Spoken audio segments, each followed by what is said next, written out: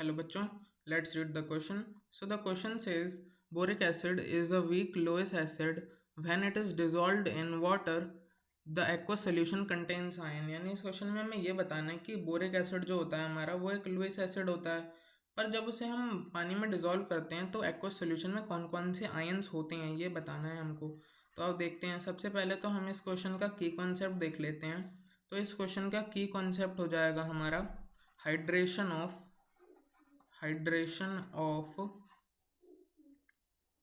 या फिर हम हाइड्रेशन ना लेके हम सिंपली डिसोल्यूशन ही लिख देते हैं कि डिसोल्यूशन ऑफ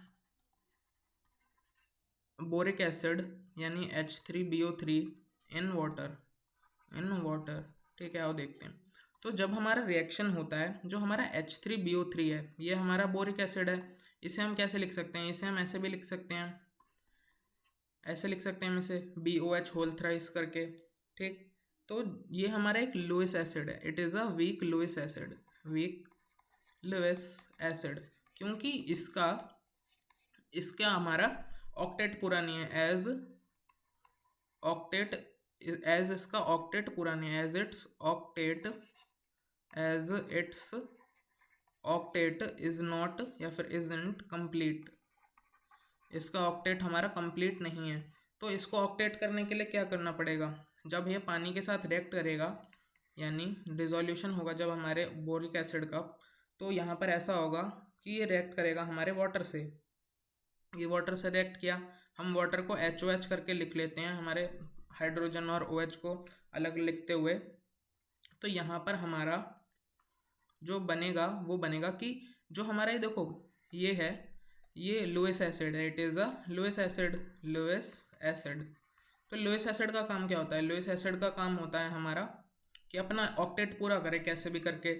तो अगर ये लुइस एसिड हमारे इस हाइड्रोक्साइड को अपने ऑर्बिटल में बिठा लेता है, जो इसका एम्प्टी ऑर्बिटल है, तो यहाँ पर हमारे पास आ जाएगा कि यहाँ पर हमारा बन जाएगा BOH होल 4 नेगेटिव और साथ में हमारा प्रोटॉन निकल जाएगा। ठीक है, तो अब ये लुइस एसिड नहीं रहा, अब ये हमारा नो मोर लुइस एसिड। अब ये यहाँ तो ये लुइस एसिड था BOH होल थ्राइस की फॉर्म में, पर अब यहाँ पर ये हाइड्रोक्सिल आयन इसने गेन कर लिया, एक्सेप्ट कर लिया वाटर से। It accept hydroxyl ion from water. ये वाटर से हाइड्रोक्सिल आयन एक्सेप्ट कर लेता है। देखो जैसे यहाँ से हमारा ये हाइड्रोक्सिल आयन निकला और इसने एक्सेप्ट कर लिया इसे, और ये इसने बना लिया हमारा BOH होल 4 नेगेटिव और साथ में हमें एक प्रोटॉन मिल गया। रिएक्शन हमारा रिवर्सिबल रिएक्शन होता है। ठीक, ये बात हमें याद रखनी है। तो यहाँ पर अब इसका ऑक्टेट भी कंप्लीट है, तो अब ये स्टेबल भी बन चुका है, ऑक्टेट कंप्लीट। यहाँ पर इसके ऑक्टेट भी कंप्लीट है। तो हम देखते हैं कि किस ऑप्शन से मैच कर रहा है। तो हम देख सकते हैं कि ऑप्शन बी में लिखा है कि हमारा जब बोरिक एसिड पानी से रिएक्ट करता है तो BOH होल 4 नेगेटिव और साथ में प्रोटॉन बनाता है। तो यानी B option will be the correct answer to this problem. I hope you understood it well. Best of luck.